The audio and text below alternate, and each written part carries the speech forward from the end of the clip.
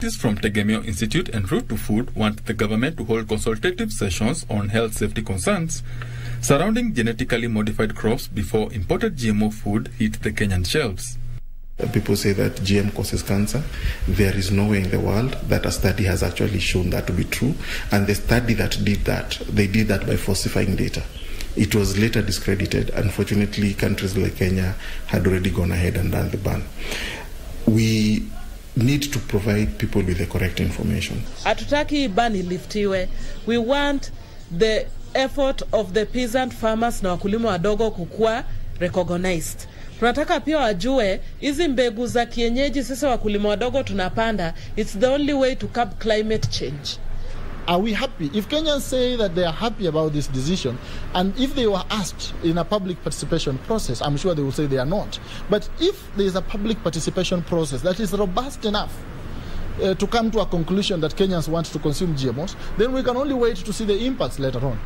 Route to Food wants all studies on GMO foods to be reviewed and used to draft regulations on genetically modified foods. Tegemeo Institute is rooting for a policy that will ensure food with traces of GMOs are clearly labeled to ensure consumers make informed decisions.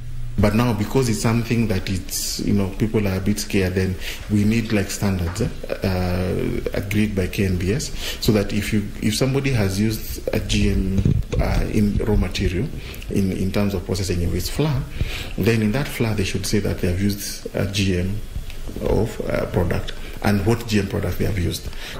Consumers are not only interested in the price of maize flour. That is a lie.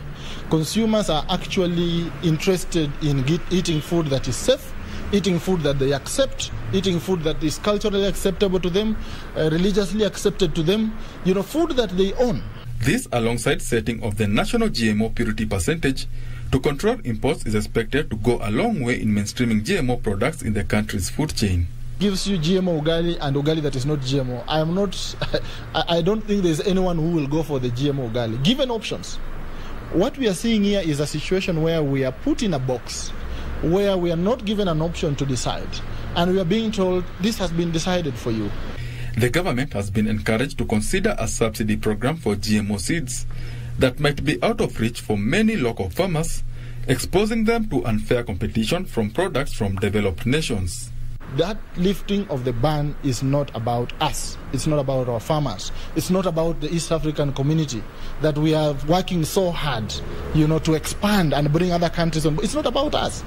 This is about American farmers and the American market. That introduction of GMOs is going to solve the problem of hunger. Because if that was the case, why is it that countries like South Africa that has gone fully GMO are still facing hunger?